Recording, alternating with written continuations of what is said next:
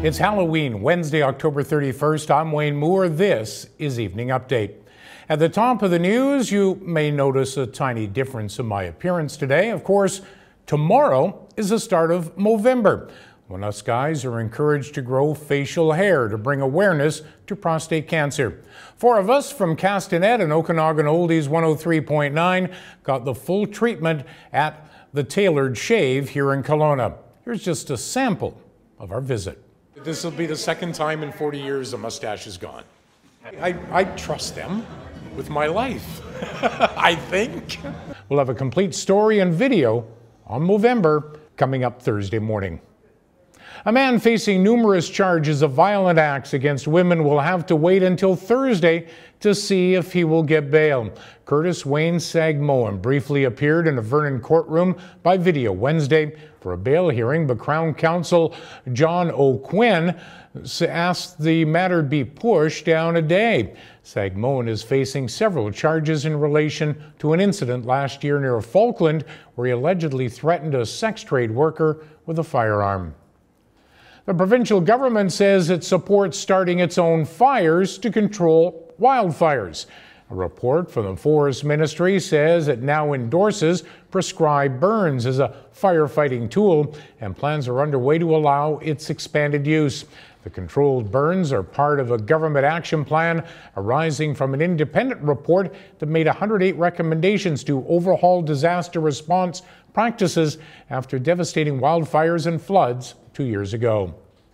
RCMP are seeking the public's help to identify a suspect in an attempted robbery at the Pandozzi Royal Bank branch in Kelowna Tuesday evening. Just before 5 o'clock, the suspect entered the bank, approached a teller, and produced a note demanding cash. Residents are asked to check video surveillance footage and any motorists their dashcam footage in case it contains any leads. We have pictures of the suspect on Castanet.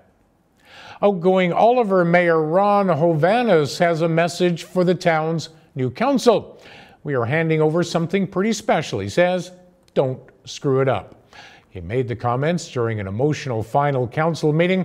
Hovanes was not re-elected after serving 16 years as the town's mayor. He added he has confidence the new council will do well. Kelowna's newest supporting housing complex will officially open its doors next week. The 46-unit facility on Commerce Avenue will accommodate singles and couples. Building manager Danny Moretto says the cost to live in the building is $375 for singles, $570 for couples. This building is 100% full. There's an extensive waiting list. There's daily meals. I'm big on building community. That's my #1 objective because, as I said, it makes everyone safer and happier and healthier. So we will do things like job skills training programs, community kitchens. We have a really wonderful community garden space where we'll grow food that we'll actually cook and serve in the building. The defense lawyer for a Penticton Indian Band counselor facing poaching charges is considering a constitutional defense revolving around the Aboriginal right to hunt. Fred Kruger is facing Wildlife Act charges of unlawful possession of dead wildlife, discharging a firearm in a no-shooting area, and 1 count of trespassing. He is co-accused with Felix and Cole Kruger in an incident January 29th of last year in the Greyback Mountain Road area that occurred prior to Fred becoming a Penticton Indian Band counselor. If you've ever wanted to be mayor of a small town, Wellington PEI is the place to be. The community of 400 people will hold municipal elections Monday. However, no one is running for mayor. The job pays $1,600 a year.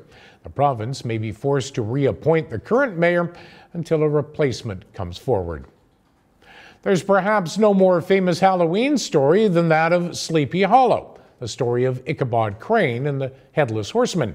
So imagine the surprise of customers at Tim Hortons in Lumbee when old Ichabod and Pumpkinhead came trotting through the drive-thru on horses.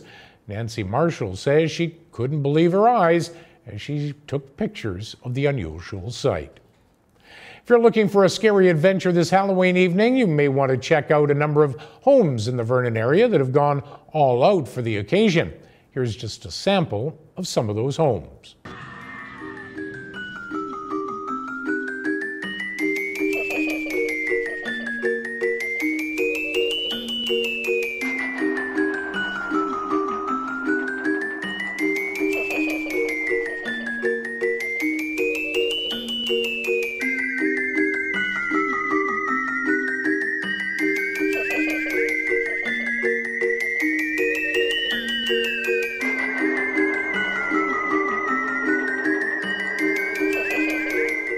We have a complete list of some of the better homes on Vernon's Castanet edition. Okanagan weather, cloudy and dry Halloween evening. Expect clouds and some rain right through the weekend. Coming up tonight and tomorrow, Castanet and Okanagan Oldies 103.9 goes all out for Movember, and it's the last day for Greyhound.